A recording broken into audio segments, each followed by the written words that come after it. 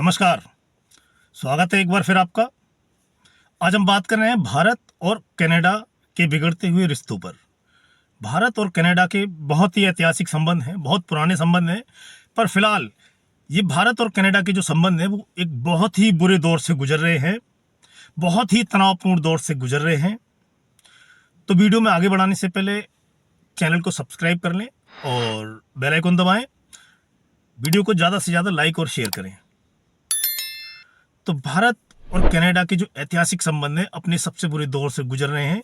अच्छा, वो गुजर क्यों रहे हैं? जस्टिन ट्रूडो जो भारत के खिलाफ एक तरह से जो भारत के चरमपंथी और अलगाववादी हैं उनका पक्ष ले रहे हैं और भारत के खिलाफ लगातार भारत विरोधी बयान दे रहे हैं। ऐसी क्या मजबूरी है कि वो लगातार भारत के खिलाफ ऐसे बयान दे रहे हैं? और अगर ये संबंध आज जिस हालात में है और इससे भी अगर ज़्यादा बिगड़ते हैं तो इससे क्या फर्क पड़ सकता है भारत पे और कनाडा पर? और जस्टिन ट्रूडो जो अगले साल कनाडा में चुनाव होने हैं उसमें उनकी परफॉर्मेंस क्या रहेगी अगर ये रिश्ते और बिगड़ते हैं तो भारत और कनाडा के जो रिश्ते हैं उनमें तनाव आना शुरू हुआ था 2017 से। 2017 में जस्टिन ट्रूडो भारत की राजकीय यात्रा पर भारत आए थे। उनके भारत दौरे में कनाडा हाई कमीशन ने एक रात्रि भोज का उनके लिए एक आयोजन किया था, डिनर का आयोजन किया था उनके स्वागत में। उस डिनर में कनाडा हाई कमीशन ने भारत के जसपाल अटवाल को, जो खालिस्तानी समर्थक हैं, उनको इनविटेशन दिया, उनको निमंत्रण दिया गया। भारत सरकार ने इस पर आपत्ति जताई। जब ज्यादा विरोध हुआ, भारत सरकार ने एक स्ट्रांग आपत्ति इस पर दर्ज कराई तो ये निमंत्रण वापस ले लिया गया। ये निमंत्रण वापस रद्द कर दिया गया। उसके बाद भारत में आयोजित G20 शिखर सम्मेलन में कनाडा के प्रधानमंत्री जब भारत आए थे, उस समय भारत के प्रधानमंत्री नरेंद्र मोदी ने जस्टिन ट्रूडो के सामने भारत के खिलाफ कनाडा में जारी चरमपंथी अलगाववादी जो गतिविधियां हैं उनके जारी रहने पर आपत्ति दर्ज कराई एक बार फिर। तो शुरुआत तो 2017 में भारत और कनाडा के रिश्तों में खटास आना शुरू हो गई थी जस्टिन ट्रूडो की यात्रा से ही। उसके बाद जून 2023 में कनेडियन नागरिक और खालिस्तानी आतंकवादी हरदीप सिंह निज्जर की कनाडा में हत्या हो जाती है। उस हत्या का आरोप कनाडा सरकार भारत के जो हाई कमीशन है कनाडा में उसके स्टाफ पर, भारतीय खुफिया एजेंसी रॉ के ऊपर और भारतीय गैंगस्टर लॉरेंस बिश्नोई पर लगाती है। और उनका कहना था कि ये जो कनाडा में हत्या हुई है ये भारतीय राजनयिकों ने लॉरेंस बिश्नोई के साथ मिलकर खालिस्तानी आतंकवादी की हत्या कराई है। यही बयान जस्टिन ट्रूडो पीछे अपनी संसद के अंदर भी यही बयान देते हैं। तो रिश्तों में जो कड़वाहट थी वो आना शुरू हो गई थी एक के बाद एक घटनाक्रम के बाद। उसके बाद मैं बताता हूं आपको कि ये सब क्यों हो रहा है, इसके पीछे क्या कारण है। इसके पीछे कारण है कनाडा में बसे पंजाबी समुदाय के, खासकर सिख समुदाय के 7 से 8 लाख वोटर। कनाडा को अगले साल चुनाव में जाना है जस्टिन ट्रूडो को, और 7 से 8 लाख सिख वोटर, जिनमें से ज़्यादातर खालिस्तान के समर्थक हैं, उनके वोटों के लिए ये सारा कुछ हो रहा है। तुष्टीकरण और जो भावनाओं को भड़काने वाली बात या रिश्तों को खराब करने वाली बात, अपनी सरकार बन जाए जस्टिन ट्रूडो की, बस उनको और कुछ नहीं चाहिए। रिश्ते खराब होते हैं तो हो जाए। जस्टिन ट्रूडो के लिए आपको मैं बात बताता हूं कि जस्टिन ट्रूडो जब कनाडा के प्रधानमंत्री बने थे उस समय कनाडा के लिए वो एक आइकॉन थे। आज उनके शासन के 9वें साल में उनकी अप्रूवल रेटिंग, जो उनकी लोकप्रियता की जो रेटिंग है, उसमें उनकी रेटिंग 33% रह गई है।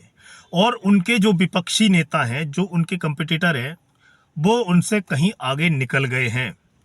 और जस्टिन ट्रूडो को यही डर सता रहा है कि अगले साल होने वाले संसदीय चुनावों में उनकी हार हो सकती है।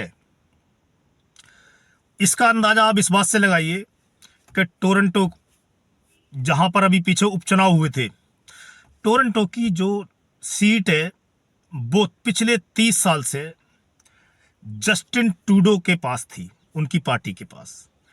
पर जो अभी पीछे उपचुनाव हुए थे उसमें वो हार गए इलेक्शन टोरंटो में।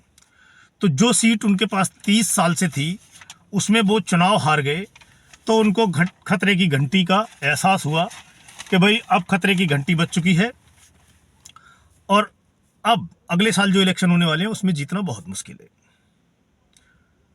और ट्रूडो की मुसीबत तब और ज्यादा बढ़ गई जब खालिस्तान समर्थक जगमीत सिंह की पार्टी, न्यू डेमोक्रेटिक पार्टी जो जगमीत सिंह की है, उनके नेतृत्व में, उसने जस्टिन ट्रूडो सरकार से समर्थन वापसी ले लिया।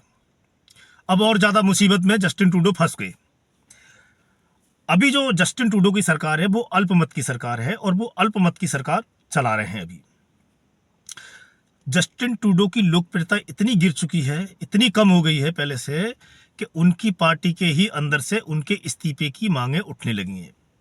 बाकायदा उनके सांसदों ने लेटर लिख के उनसे इस्तीफे की मांग की है, इतनी उनकी लोकप्रियता गिर गई है। अब यही मुसीबत नहीं है सिर्फ जस्टिन ट्रूडो को, जस्टिन ट्रूडो के सामने और भी मुसीबत है। कोरोना काल के बाद कनाडा में लिविंग ऑफ कॉस्ट कितनी महंगी है। आप इस चीज़ से अंदाज़ा लगाइए कि वहाँ पर जो रोज़मर्रा की चीज़ें हैं उनके दाम आसमान छू रहे हैं, बेरोजगारी बढ़ गई है, अपराध बढ़ गए हैं, स्वास्थ्य सेवाएं चरमरा गई हैं और घर खरीदना तो इम्पॉसिबल हो गया है। ये हालात हैं कनाडा के।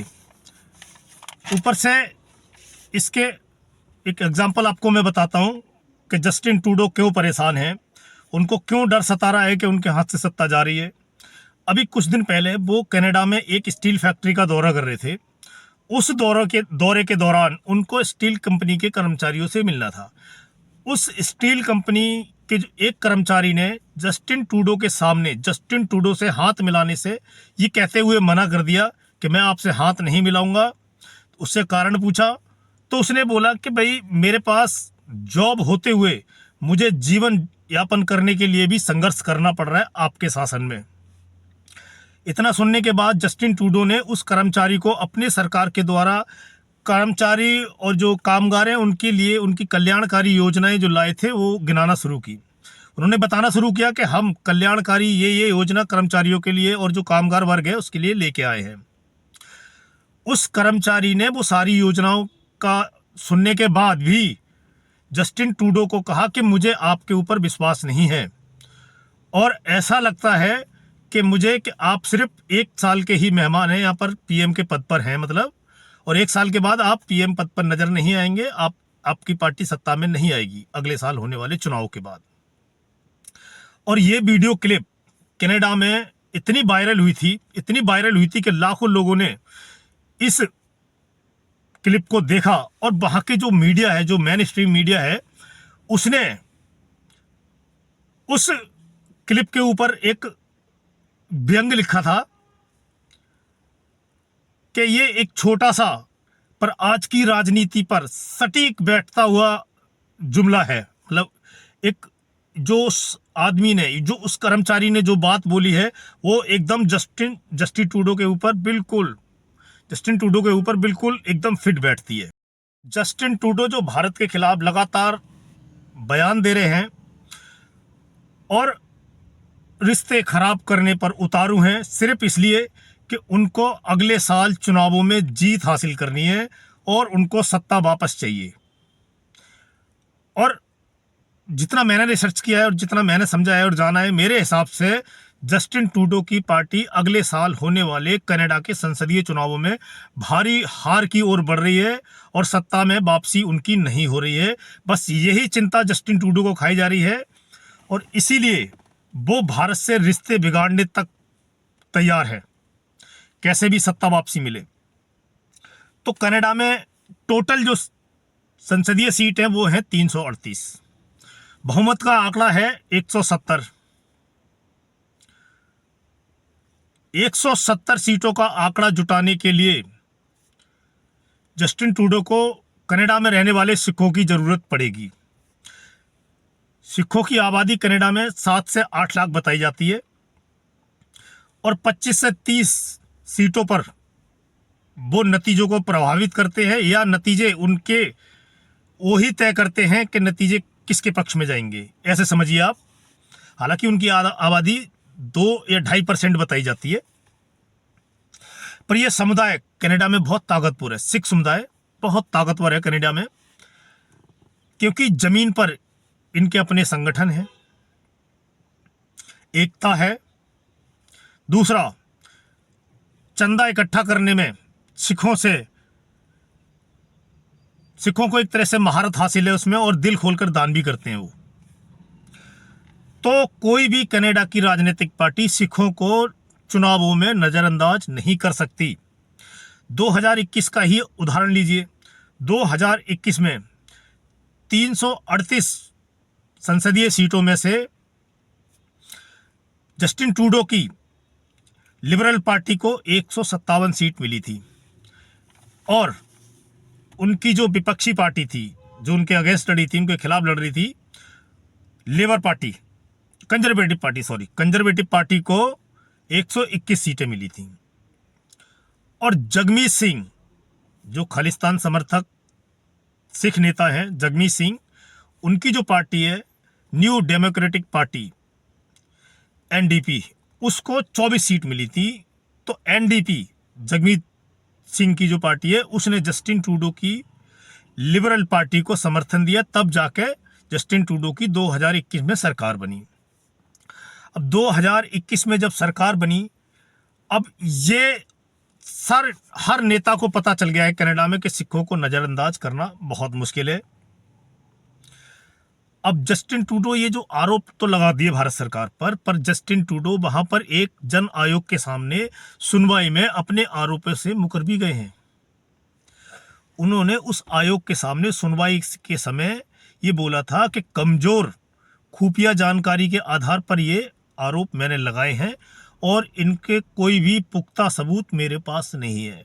यू टर्न भी ले लिया है, आरोप लगाए फिर यू टर्न भी ले लिया है, क्योंकि भारत सरकार शुरू से इन आरोपों को खारिज कर रही है और भारत सरकार हमेशा उनसे, जस्टिन ट्रूडो से और उनकी सरकार से बोला है कि आपके पास पुख्ता सबूत है तो हमको मुहैया कराइए, हम कार्रवाई करेंगे।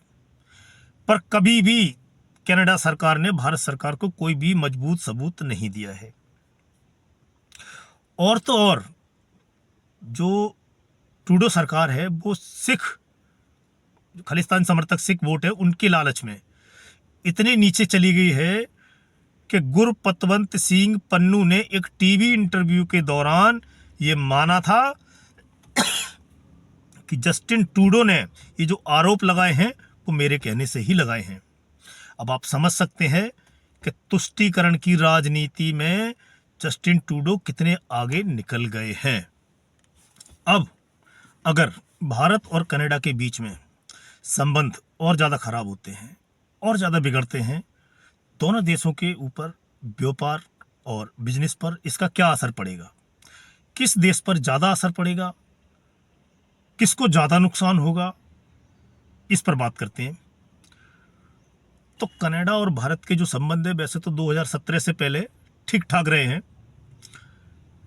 बिजनेस की बात करें, व्यापार की बात करें, आयात निर्यात की बात करें तो भारत ने 2023 में कनाडा से $4.11 अरब का आयात किया था और 2021-22 में $7 अरब का बिजनेस दोनों देशों के बीच में हुआ था। आयात और निर्यात दोनों देशों का मिला के $7 अरब का। भारत कनाडा को जो निर्यात करता है उनमें प्रमुख चीज़ें जो हैं वो मैं आपको बताता हूँ। हीरे जवाहरात, दवाइयाँ, रेडीमेड कपड़े, ऑर्गेनिक रसायन, हल्का इंजीनियरिंग का सामान, लोहा और स्टील। साथ ही भारत ने और भारत की कंपनियों ने कनाडा में बहुत भारी निवेश कर रखा है और आईटी कंपनियों ने खासकर कनाडा में निवेश, अच्छा खासा निवेश किया है। अगर ये संबंध खराब होते हैं तो जाहिर सी बात है कि भारत की कंपनियां वहां से वापस लौटेंगी, और भारत की अगर कंपनियां वापस लौटी तो कनाडा में वैसे ही बेरोजगारी बहुत ज़्यादा है, महंगाई चरम पर है, लोगों के पास काम नहीं है, और ज़्यादा बेरोजगारी कनाडा में बढ़ जाएगी। इससे कनाडा को ही नुकसान होगा। भारत कनाडा से कृषि और बागवानी से जुड़े हुए उत्पाद खरीदता है, और ये उत्पाद वहां पर जिसकी पैदावार होती है कृषि और बागवानी की, उसमें ये जो सिख समुदाय है और पंजाबी समुदाय है कनाडा में, ये ही इस काम को करता है, कृषि और बागवानी की। अगर संबंध खराब हुए तो इसका आयात भी भारत में बंद हो सकता है और इसका असर भी कनाडा पर ही पड़ेगा। और 2017 में ऐसा देखा भी गया है कि भारत सरकार ने कनाडा से आने वाली दालों पर टैरिफ को 50% कर दिया था, और इसका असर बहुत बुरा पड़ा था कनाडा पे। ये प्रैक्टिकल भारत सरकार एक बार करके दिखा चुकी है कनाडा को। और अब भारत जो खरीदता है कनाडा से, उसमें है न्यूज प्रिंट, कोयला, फर्टिलाइजर, वुड पल्स, एल्युमिनियम, इससे ऐसे सामान भारत उससे खरीदता है। और भारत के पास ऑप्शन है, ये सामान भारत अपने किसी मित्र राष्ट्र से भी खरीद सकता है, जो अपना मित्र देश है, किसी से भी खरीद सकता है, पर कनाडा का ये सामान उसको बेचने के लिए बाजार दूसरी जगह नहीं मिलेगा, ये पक्का है। तो इसका असर भी कनाडा पर ही पड़ेगा, हमारे ऊपर असर नहीं पड़ेगा, भारत के ऊपर उसकी सेहत पे कोई असर नहीं पड़ेगा। भारत अपने मित्र देश किसी से ये सब चीज़ ले सकता है, और ये सब चीज़ें जहाँ भी है बहुत सारे देश बनाते हैं, मिल सकती हैं। इसके साथ साथ भारत के 60,000 स्टूडेंट, 60,000 छात्र जो कनाडा में पढ़ रहे हैं, कनाडा में जो पढ़ रहे हैं, भारत के अगर संबंध खराब होते हैं तो उस पर भी असर पड़ेगा। उस पर अगर असर पड़ेगा तो आप समझिए कि साल में 12,000 करोड़ रुपया फीस के तौर पे कनाडा को मिलता है भारत के छात्रों से। और अगर भारत के छात्रों वहां जाने में गिरावट आई तो बेरोजगारी फिर बढ़ेगी, स्कूल कॉलेज में छात्रों की संख्या घटेगी, फिर स्कूल कॉलेज में अगर संख्या घटेगी छात्रों की तो स्कूल कॉलेज भी बंद हो सकते हैं, तो बेरोजगारी कुछ ना कुछ तो फर्क पड़ेगा। तो इसका जितना भी असर पड़ेगा वो कनाडा पे पड़ेगा, भारत पर इसका असर बहुत कम पड़ेगा। इसलिए कनाडा को राजनीति, कनाडा तो क्या, जस्टिन ट्रूडो को अपनी राजनीति, घटिया राजनीति छोड़कर भारत के साथ अपने रिश्तों को मजबूत करना चाहिए। और जो अलगाववादी नेता और जो आतंकवादी उसने अपने यहाँ शरण दी हुई है, उनको जो जो भारत सरकार ने उनको लिस्ट सौंपी है कि ये भारत के भगोड़े हैं। और निज्जर के बारे में भी यही कहा जाता है कि 1996-97 में जब वो कनाडा गया था तो उसने जो वहाँ इमिग्रेशन पेपर जमा किए थे वो भी फर्जी थे, और कनाडा ने उसको नागरिकता देने से मना भी कर दिया था, पर बाद में बाकी सिख संगठनों के दबाव में उसको नागरिकता दी गई थी। और अब जो भी है, आज के वीडियो में इतना ही। मिलते हैं आपसे अगले वीडियो में, तब तक के लिए जय हिंद, जय भारत।